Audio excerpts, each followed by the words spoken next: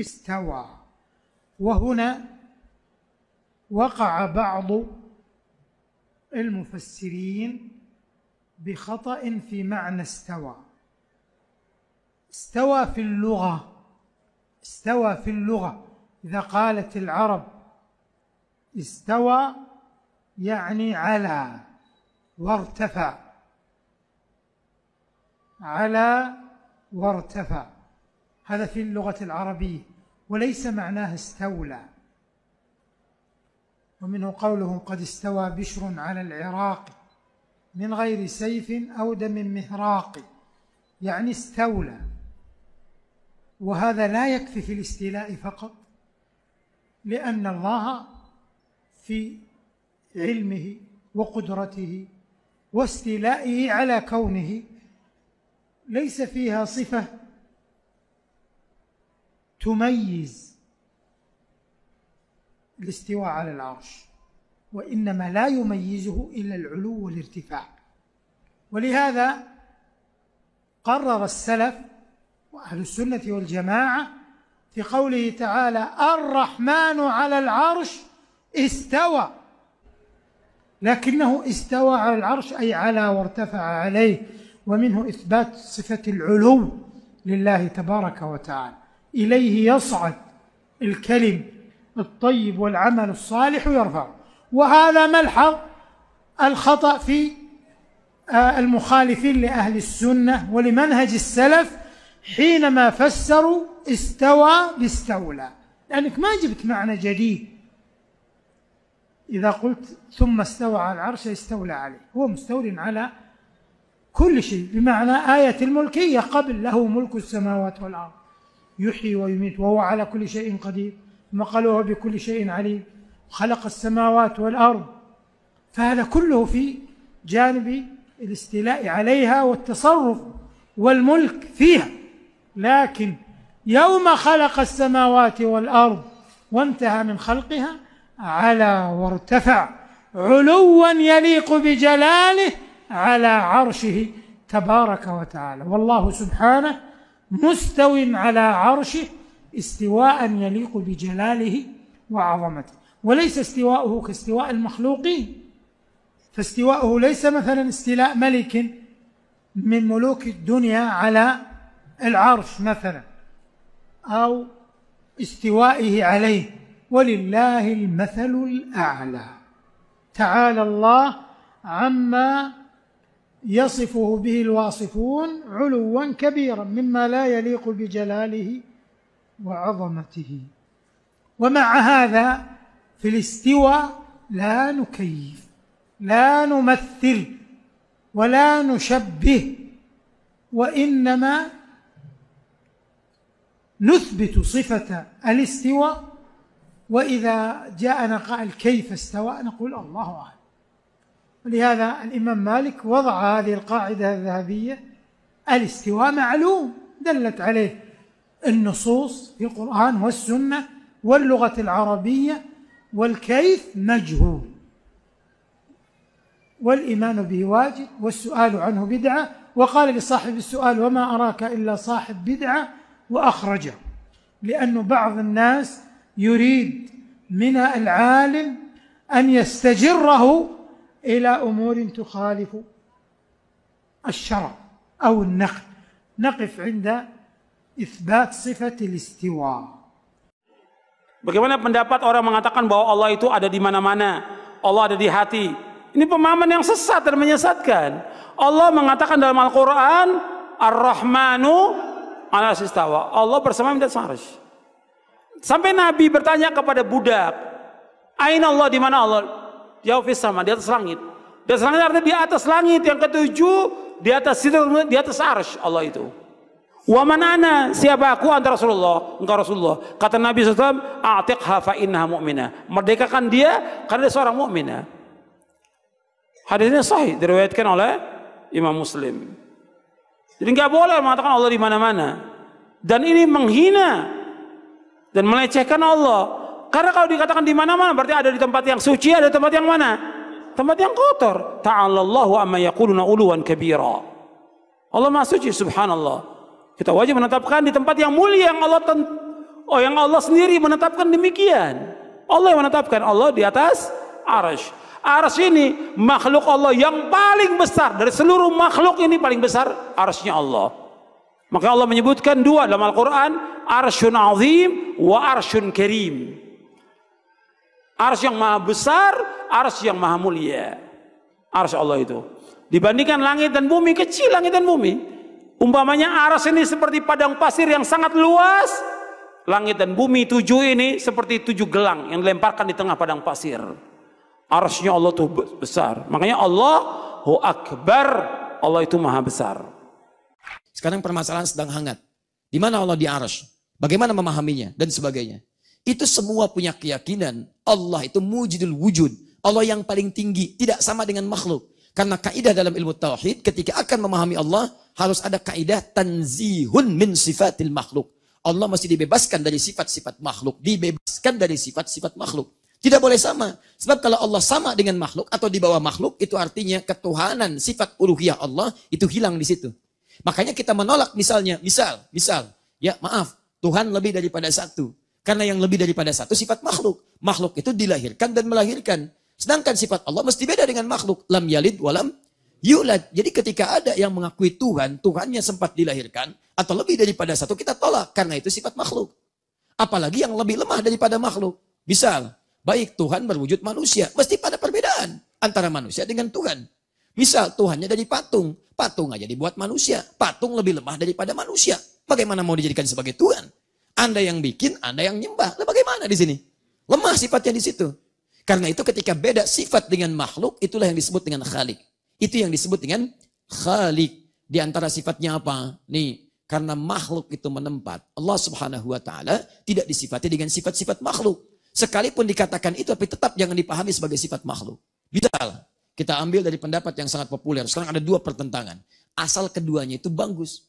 Dari sini misalnya, Syekhul Islam Ibnu Taimiyah baik ke atasnya ketika mengatakan, ya misalnya Allah alal arsy istawa, Allah beristiwa di atas arasnya. Apakah mengatakan kemudian bertempat? Lihat baik-baik. Beliau katakan, ini ada makhluk di bawah di bumi. Di atas ada makhluk di langit. Atas paling tinggi makhluk tertingginya arasy. Dan di atas makhluk itulah Allah Subhanahu wa Ta'ala. Dipahami uluwun itu tinggi di atas makhluknya. Tinggi di atas makhluknya. Tidak ada yang mengatakan Allah menempat. Tidak ada yang mengatakan Allah menempat. Jadi mengatakan Allah tinggi di atas makhluknya.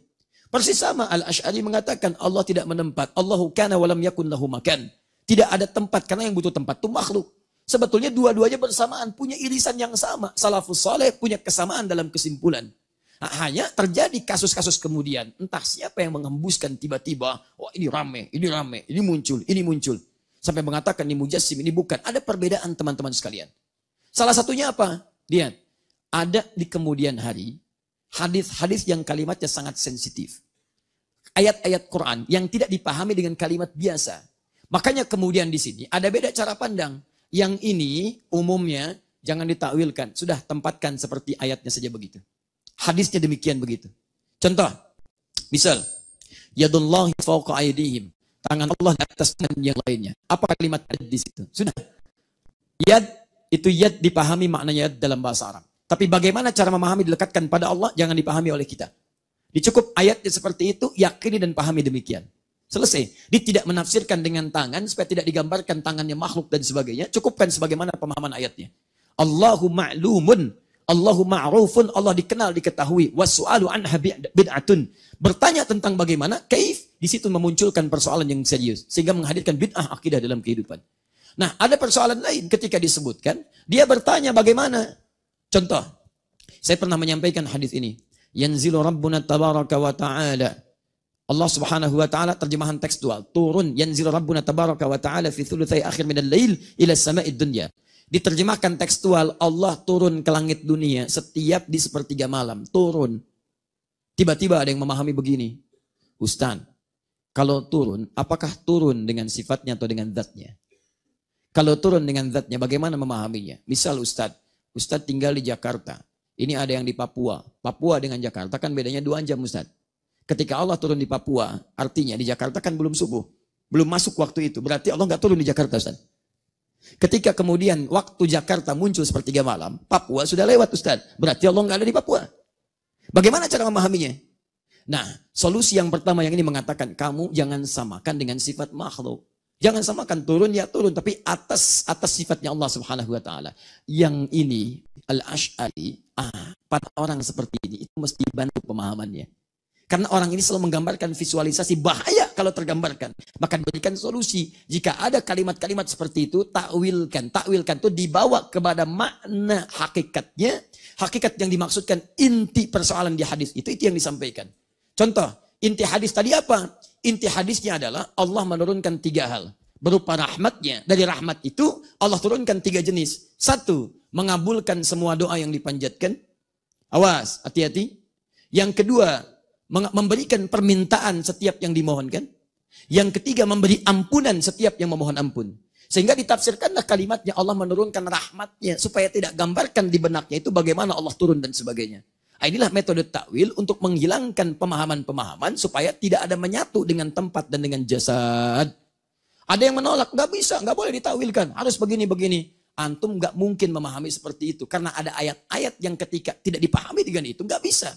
Misal, nasullaha fanasiyahum. Mereka lupa dengan Allah, Allah pun lupa dengan mereka. Bagaimana antum bisa menisbatkan sifat lupa dengan Allah? Allah lupa dengan mereka. Apakah Allah punya sifat lupa? Oh, jangan dipahami begitu. Serahkan kepada Allah. Oh, Masya Allah. Bagaimana menyerahkan kepada Allah? Allah mesti bebas dari sifat lupa. Makanya diterjemahkan dengan terjemah ta'wiliyah. Apa terjemahnya? Allah mengabaikan mereka. Mencampakkan mereka. Bukan berarti lupa. Karena mereka tidak ingat Allah, diabaikan oleh Allah Subhanahu wa ta'ala. Kita menafikan sifat lupa dari Allah. Menerjemahkan dengan kalimat yang senilai dengan keagungan Allah Subhanahu wa ta'ala. Di asalnya prinsipnya sama. Prinsipnya sama. Tidak ada kaitan dengan kalimat-kalimat yang muncul perdebatkan sekarang. Karena itu saya sarankan pada Anda, kalau ada perdebatan-perdebatan di kalangan hal yang tidak membuat kita lebih taat, hanya membuat kita kemudian ramai saja, komentar ini, komentar itu, sampai Sun Gokong di bawah-bawah, sampai Awan di bawah, macam-macam di bawah-bawah, dia pun belum tentu paham tentang itu. Ya, makanya saran saya, lebih baik tepikan hal demikian. Kemudian kalau ada ulama berpendapat, lihat ulamanya. Kemudian setelah itu, sikapi dengan baik, hormati, husnudzan dulu. Jadi kalau ada ahli ilmu berpendapat, jangan kemudian antum, mohon maaf, jangan antipati dulu. Dengarkan dulu, bandingkan dulu, sepakat ambil, tidak sepakat tinggalkan. Itu paling gampang. Ngapain antum mencela orang lain? Gak ada kerjaan di situ. Gak ada kerjaan. Mencela itu gak pernah diajarkan. Lihat, tunjukkan pada saya dari Quran mana ayat yang membolehkan mencela sama muslim. Apalagi mencela ulama. Gak ada. Jadi kalau anda gak sepakat, cukup tinggalkan, cari yang lebih kuat. Selesai persoalan. Ini mencela ini mencela itu. Gak akan pernah selesai persoalannya. Jelas ya? Maka saya tegaskan di akhir, tidak boleh, tidak saya perkenankan. Ada satu orang pun belajar dengan saya, kemudian mencela orang lain. Saya tidak pernah mengajarkan antum untuk mencela orang lain. Ambil pendapat yang baik, kalau sesuai dengan ukuran tadi. Tidak sepakat, Anda tinggalkan. Silakan tunjukkan pada saya, kapan saya mengajarkan Anda mencela orang lain. Karena itu kalau ada seorang belajar dengan saya, dan dia terbiasa mencela orang, saya berlepas diri di hadapan Allah Subhanahu wa ta'ala, dari keterangan pernah mengajarkannya. Carian terlanjur jauh melangkah. Dan di saat hati sudah lelah untuk menerka, lidah pun keluh dengan banyak pertanyaan. Di mana engkau ya Allah? Pencarianmu yang tiada akhir, pencarian yang selalu terbentur dinding kebingungan, bahkan akal pun tersesat dalam rimba rasa. Apakah cukup jawaban dari seorang budak perempuan? Dia di langit. Apakah cukup jawabannya dari seorang alim? Dia ada di mana-mana. Dan apakah cukup jawabannya dari seorang yang arif? Dia ada selalu bersama hatimu. Ya Allah, Engkau tidak pernah mempersulit kami untuk menemukan jawabannya. Hanya cara dan awalinya yang banyak tersalah. Sebab kami lebih banyak melihat keluar daripada melihat ke dalam diri. Bukankah Engkau adalah Tuhan yang maha indah, menjadi pencipta satu-satunya kami? Dan tentunya setiap pelukis pasti memiliki jejak diri dalam setiap lukisannya. Setiap ciptaan mesti memiliki bekas yang amat jelas dari pembuatnya. Mengenal diri, memahami diri, dan menemukan diri sendiri adalah pintu gerbang untuk mengenalmu yang sesungguhnya. Namun, alangkah susahnya kami hari ini mengenal diri kami sendiri.